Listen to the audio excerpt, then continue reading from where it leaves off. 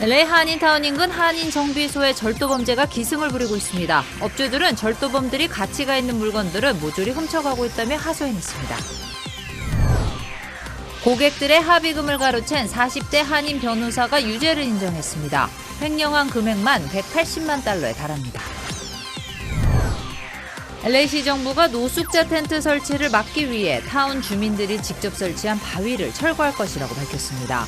공공장소에 통행을 방해하는 물건을 놓는 건 용납할 수 없다는 겁니다. 최근 몇 년간 문을 닫았던 한인타운 업소 자리에 새로운 비즈니스들이 속속 문을 열고 있습니다. 새롭게 한인타운으로 몰려드는 타인종 고객들을 겨냥해 위기를 기회로 바꾸고 있습니다. LA 카운티 학교들의 코로나 감염률이 꾸준히 줄고 있는 것으로 나타났습니다.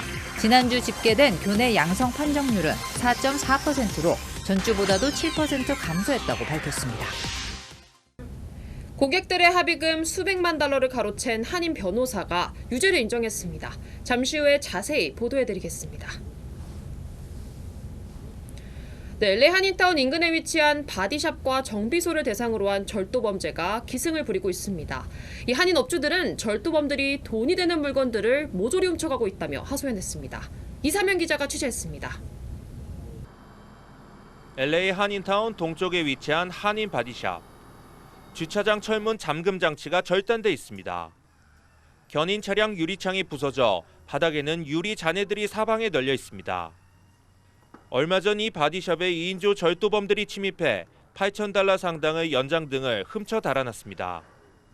정비소 매니저는 절도범들은 렌치와 케이블 등 가격이 낮은 연장까지 싹쓸이에 도주했다고 강조했습니다. 더구나 차량 내부에 있던 동전이나 선글라스까지도 가지고 갔다고 매니저는 설명했습니다. 용의자들은 범죄에 사용한 차량 번호판을 검은색 테이프로 붙여 가리는 치밀함까지 보여주기도 했습니다. They actually got in through right here on this gate. They broke the lock, pushed the gate open, and they rushed in. A lot of people are struggling, so I mean, whatever money they can make, I guess they do whatever it takes, you know. But it's because a lot of people are struggling, I would think. 타운 정비소도 상황은 마찬가지입니다. 범죄자가 정비소에 침입해 차량의 배터리 등을 절도해 달아나는 사건도 잇따르고 있습니다. 돈만 된다면 싹쓸이에 되파는 절도범입니다. 엔진룸을 열고 배터리를 주로 많이 훔쳐가고 있습니다. 그다음에 뭐 CD 플레이 같은 거 그런 것들도 최근에 이렇게 많이 이렇게 돈 될 수 있는 것들은 다 이렇게 훔쳐가네요.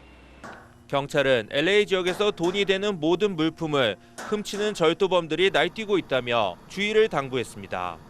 LA에서 SBS 이사면입니다. 고객들의 합의금을 가로챈 40대 한인 변호사가 유죄를 인정했습니다. 횡령한 금액만 180만 달러에 달합니다. 자세한 내용 전용 기자입니다. 고객 합의금을 가로챈 혐의로 기소된 뉴욕의 한인 변호사가 유죄를 인정했습니다. 뉴욕 퀸즈 검찰은 플러시에서 사무실을 운영해온 최모 전 변호사가 180만 달러의 합의금을 횡령한 혐의에 대해 유죄를 인정했다고 밝혔습니다. 최 씨는 지난 2015년 8월부터 5년 동안 고객 50여 명의 합의금을 횡령한 혐의를 받아왔습니다. 결국 지난달 31일 4급 중절도 혐의에 대해 유죄를 인정한 것으로 알려졌습니다. 검찰은 최 씨가 지난 2016년 교통사고 피해자인 의뢰인에게 상대 보험회사로부터 받은 합의금 3만 5천 달러를 전달하지 않았다고 밝혔습니다. 또 2018년에는 또 다른 의뢰인의 합의금 5만여 달러를 주지 않아 결국 최 씨는 2019년 3월 변호사 자격을 박탈당했습니다. 퀸즈 형사법원의 유진 구아리노 판사는 오는 4월 선고 공판에서 최 씨에게 최대 4년 6개월의 징역형을 내릴 전망입니다. LA에서 SBS 전영웅입니다. 지난해 LA시에서 발생한 아시안 증오범죄 건수가 전년인 2020년보다 2배 이상 증가한 것으로 나타났습니다. 칼스테이트 샌 버나디노 대학의 증오 극단주의 연구센터는 팬데믹 이후 특히 아시안 증오범죄가 증가하고 있으며 지난해에는 32년 만에 가장 많은 아시안 증오범죄 사건이 발생했다고 밝혔습니다. 아시안 증오범죄 피해자 6명 중 1명은 한인인 것으로 나타났습니다. 아시안 증오범죄 방지 활동을 펼치고 있는 비영리 단체 Stop AAPI Hate가 발표한 통계에 따르면 지난 2020년 3월부터 집계된 아시안 증오범죄 수는 총 9천여 건으로 이 중 한인 피해자는 17%에 달하는 것으로 나타났습니다. 연구팀은 LA시 정치인들이 문제 해결에 앞장서야 한다고 지적했습니다. 네, LA 한인타운 한 지역에 노숙자로 골머리를 앓아온 지역 주민들이 텐트 설치를 막기 위해 직접 나서 바위를 옮겨놨다는 소식 어제 보도해드렸습니다. 그런데 지역을 담당하는 LA시 일지구시 의원이 그 바위들을 모두 치울 예정이라고 밝혔습니다. 공공장소에 통행을 방해하는 물건을 놓는 건 용납할 수 없다는 겁니다. 이사면 기자의 보도입니다. LA시가 LA 한인타운 한복판 샤또 공원 뒤편 입구에 설치한 바위를 철거할 예정이라고 밝혔습니다. 길세디오 LA 일지구 시의원은 공공장소에 설치된 26개의 바위를 철거할 것이라고 강조했습니다. 시민들이 이용할 수 있는 공간이 바위가 놓여 있어 철거를 결정했다고 세디오 시의원은 설명했습니다. 불법적으로 길거리에 바위를 설치한 것은 용납할 수 없다는 점을 확실히 했습니다. 시정부는 바위 철거에 대한 일정은 아직 잡히지 않았지만 빠른 시일 내에 치울 수 있도록 노력하겠다고 약속했습니다. 바위 철거 계획이 발표되면서 인근 주민들의 반발은 거세지고 있습니다. 주민들은 바위를 치우면 그 자리에 또다시 노숙자촌이 형성될 것이라고 주장했습니다. 노숙자 텐트가 들어서면 마약과 싸움 등 문제도 잇따를 것이라고 덧붙였습니다. 주민들이 노숙자를 밀어내려는 자구책으로 설치한 바위를 놓고 논란이 가열되고 있습니다. LA에서 SBS 이사면입니다. 최근 몇 년간 문을 닫았던 한인타운 업소 자리에 새로운 비즈니스들이 속속 문을 열고 있습니다. 코로나가 곧 끝나면 경기가 되살아날 것이라는 기대감이 높아진 건데요. 새롭게 한인타운으로 몰려드는 타인종 고객들을 겨냥해 위기를 기회로 바꾸고 있습니다. 전영훈 기자가 취재했습니다. 한때 유명 구이 식당이 자리 잡았던 올림픽가의 한 대형 건물입니다. 식당이 문을 닫은 지 거의 5년째. 최근 이 건물에 새로운 업소가 문을 열었습니다. 스포츠바와 라운지 등을 갖춘 한인 1.5세가 운영하는 대형 주점이 들어선 겁니다. 한국 사람과 제가 또 저 또한 이렇게 한국 문화와 미국 문화를 동시에 가지고 있기 때문에 이렇게 많은 다양한 인종들이 같이 함께 즐기면서 만날 수 있는 장소를 만들고 싶었습니다. 1층과 2층 넓은 공간의 장점을 살려 각각 다른 분위기로 꾸미고 볼거리와 즐길거리도 다양하게 마련했습니다. 곧 열리는 슈퍼볼을 중심으로 한인 1.5세와 2세는 물론 타인종 고객을 겨냥한 홍보 마케팅도 펼치고 있습니다. 이 팬데믹이 끝나가면서 좀 변화의 바람이 올 거라고 생각합니다. 그래서 이제 사람들도 조금 더 나와서 있을 수 있고 좀 더 즐기고 그랬을 때를 대비하여 저는 좀 준비한다는 마음으로 가고 있습니다. 얼마 전 유가와 버질 상가 건물에 새로 문을 연 한식 구이 식당입니다. 몇 년 전까지 해장국 등을 주요 메뉴로 식당을 운영해 왔다가 팬데믹이 시작되고 문을 닫았던 곳입니다. This is my first time. We work across the street, so we plan on coming here often. We had the large combo A with the ribeye, brisket, kalbi, pork belly. Everything was amazing. 구이 식당으로 탈바꿈하면서 점심부터 타인종 손님이 찾아오는 등 고객층이 다양해졌습니다. Everything was great. The service was top notch. The meat quality was great, and all the sides were amazing. So we go to Korean barbecue quite often. And this is probably one of the better places we've had. And we'll definitely be back for more. 최근 코로나가 눈에 띄게 감소하면서 위기에서 기회를 찾는 새로운 업소들이 잇따라 문을 열고 있습니다. LA에서 SBS 전영웅입니다. 네, 코로나 소식 전해드리겠습니다. 미 전국의 코로나 확진자 수는 이제 40% 넘게 줄었습니다. 유럽 국가들도 환자 수는 늘고 있지만 입원 환자 수는 그만큼 늘지 않고 있어서 방역 조치를 속속 해제하기 시작했습니다. 원종진 기자입니다. 미국의 지난 일주일 하루 평균 코로나19 확진자 수가 44% 감소했다고 뉴욕타임즈가 보도했습니다. 오미크론 변이가 확산하면서 미국의 신규 환자는 지난달 14일 80만 명을 넘기며 정점을 찍었지만 2주일여 만에 절반 가까이 줄어든 겁니다. 하지만 코로나19 일평균 사망자는 2,600여 명으로 2주 전보다 39% 늘어 여전히 증가 추세입니다. 유럽 국가들은 속속 방역 조치 해제에 나섰습니다. 오미크론 변이 확산으로 확진자 수가 늘어나고 있지만 입원 환자 수는 크게 늘고 있지 않다는 판단했다는 것입니다. 스위스는 3일부터 밀접 접촉자를 격리하고 재택근무를 하도록 한 조치를 해제합니다. 덴마크는 코로나19를 더는 사회적으로 치명적인 질병으로 분류하지 않겠다며 아예 모든 방역 규제를 완전히 폐지했습니다. We have to check all the corona pass and now we just throw it away and say welcome everybody. 프랑스도 공공장소 입장 인원 제한, 실외 마스크 착용, 재택근무 의무 등을 해제했습니다. 유럽의 방역 완화에 대한 우려도 나오고 있습니다. 거브르여수스 세계보건기구 사무총장은 코로나19 바이러스는 계속 진화하고 있다며 승리를 선언하는 건 아직 시기상조라는 입장을 밝혔습니다. SBS 원종진입니다. LA 카운티 학교들의 코로나 감염률이 꾸준히 줄고 있는 것으로 나타났습니다.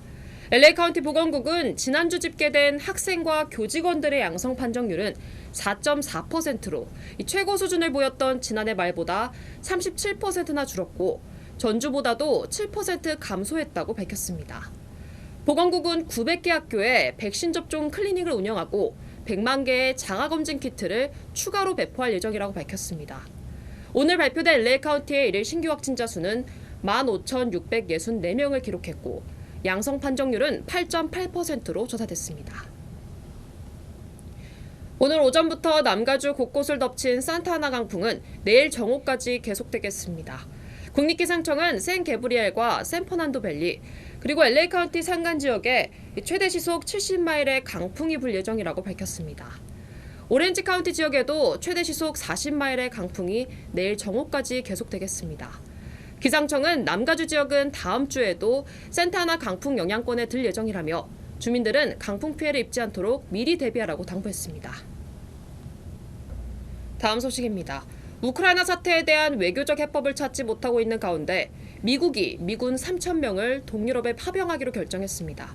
국방부는 나토 동맹을 안심시키기 위한 조치라고 설명했는데 추가 파병 가능성도 배제하지 않았습니다. 워싱턴에서 김윤수 특파원입니다. 미 국방부는 동유럽 나토 회원국인 루마니아와 폴란드에 미군 병력을 추가 배치한다고 발표했습니다. 루마니아의 1,000명, 폴란드의 2,000명 등 모두 3,000명 규모입니다. These movements are unmistakable signals to the world that we stand ready to reassure our NATO allies and deter and defend against any aggression. 루마니아와 폴란드는 우크라이나와 국경을 접하고 있는데 러시아는 그동안 나토가 두 나라의 미사일 기지를 구축해 러시아의 안보를 위협했다고 주장해 왔습니다. 미 국방부는 이번 파병은 긴장 고조에 따른 일시적인 조치라면서도 앞서 파병 비상대기 명령을 내린 8,500명과는 별개라고 설명했습니다. 추가 파병 가능성도 있다는 겁니다. 미 백악관은 러시아가 계속 긴장을 고조시키고 있다며 외교에 나설 것을 촉구했습니다. There's no question that Russia and President Putin has continued to take escalatory, not de-escalatory steps. So it is not that it is one moment, it is we are looking at events over the course of time. 러시아는 미군의 동유럽 파병이 근거 없이 이루어진 파괴적인 조치라며 군사적 긴장을 더하고 정치적 결정의 여지를 좁힐 거라고 강하게 비난했습니다. 워싱턴에서 SBS 김윤수입니다. 한국 정부가 국산 K9 자주포를 이집트에 수출하기로 계약했습니다. 역대 최대 규모인데 취재 결과 이집트가 수출 대금 상당액을 한국 수출입은행에서 빌려서 충당하는 조건인 것으로 확인됐습니다. 김태훈 국방전문기자가 보도합니다. 이집트에서 열린 K9 자주포 수출 계약 체결식입니다. 한화 디펜스가 생산하는 국산 K9 자주포 약 200문과 탄약, 후속 군수 지원 등을 합쳐 역대 최대인 2조 원대 규모라고 방위사업청은 설명했습니다. 그런데 이집트는 우리 국책은행인 수출입은행으로부터 상당 액수를 빌려 한화 디펜스에 자주포 대금을 낼 걸로 확인됐습니다. 수출입은행에서 대출을 받아서 하고 일부만 아마 자체 현금으로 할 거예요. 수출입은행 룰에 최대 맥시멈 하여튼 80? 이집트가 계약 대금의 20% 플러스 알파 정도만 당장 지급하는 조건이라는 설명입니다.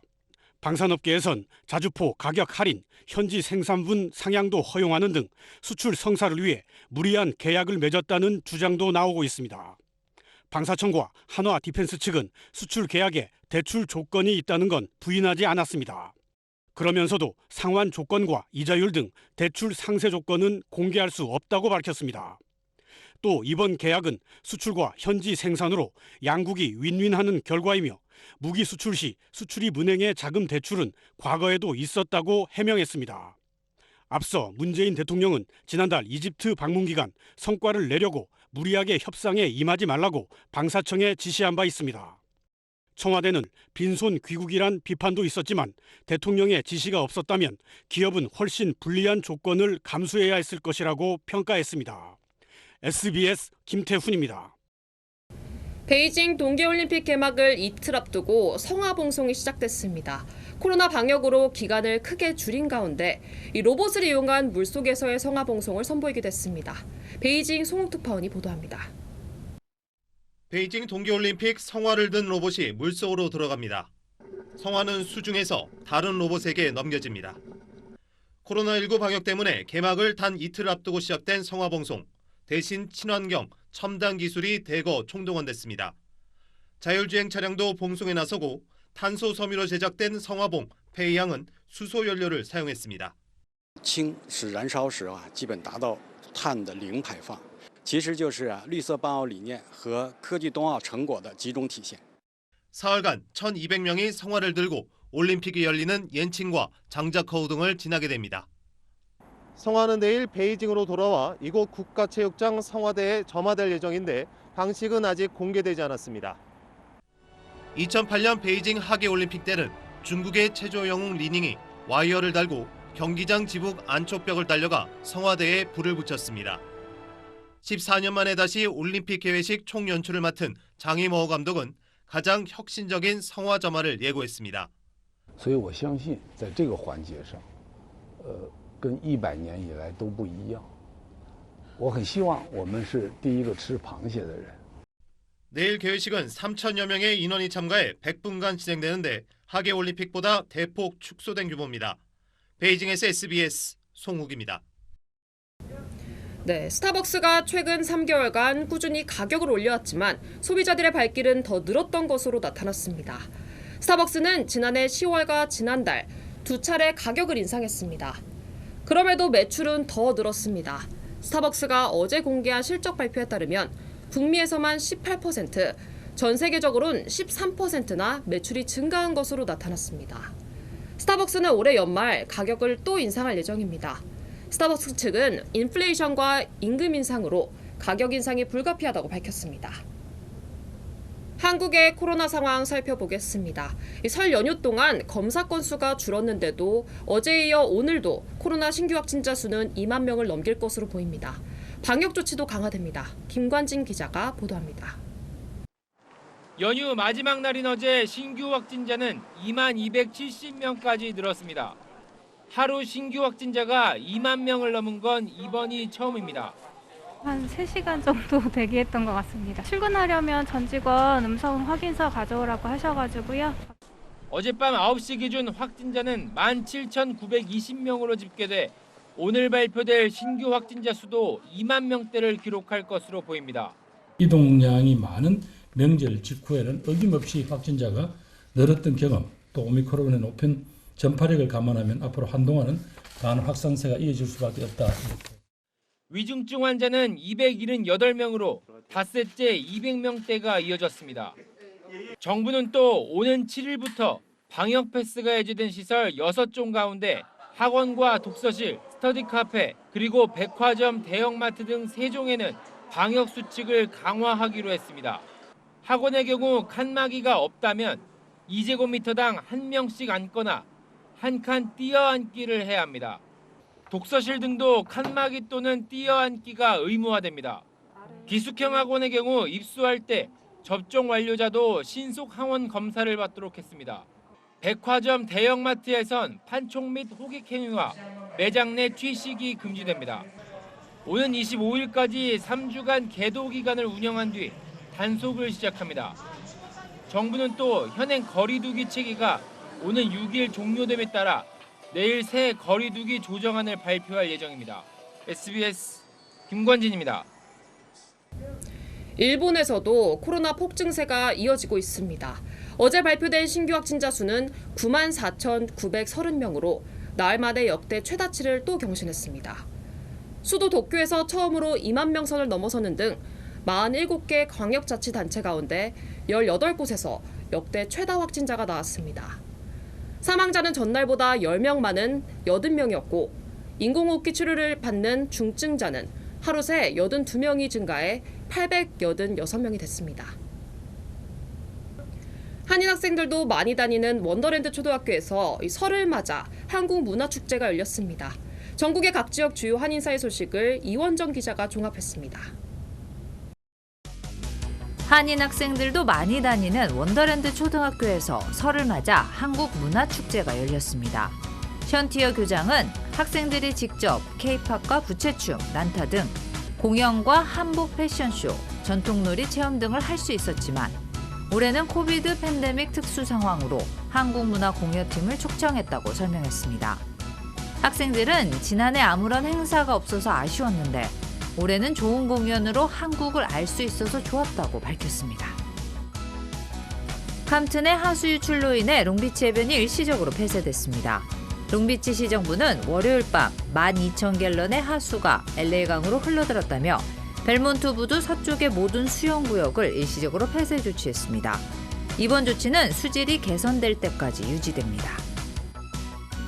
오늘부터 동부와 중서부, 남부 일부가 거대한 얼음 눈 폭풍의 영향권에 들게 됩니다. 국립기상청은 이번 주말까지 로키 산맥에서 뉴 잉글랜드까지 지역의 1억 명 이상의 사람들이 폭우와 눈, 얼음 폭풍의 영향을 받을 수 있다며 주의보를 발령했습니다. 버지니아주 최초의 한인 여성 하원 의원 아이린 신 의원이 11월 22일을 김치의 날로 정해 기념하는 법안을 발의했습니다. 신 의원은 유네스코가 지난 2013년 한국 전통 김치 제조와 보관 과정을 무형문화 유산으로 인정했다는 점을 강조하며 김치의 날 법안이 북버지니아 한인들의 공헌과 문화적 유산을 기념할 수 있는 기회라고 밝혔습니다. 한인 밀집 지역인 머킬티오에 한인 시의원이 탄생했습니다. 머킬티오 시의회는 조 머린 의원이 시장으로 자리를 옮기면서 공석이 된 자리의 후임으로 머킬티오 다양성과 커미션 의장인 제이슨 문 씨를 임명했다고 밝혔습니다. 문 씨는 자녀 임기를 메운 뒤 일반 선거에 출마할지 여부는 추후 결정할 예정입니다.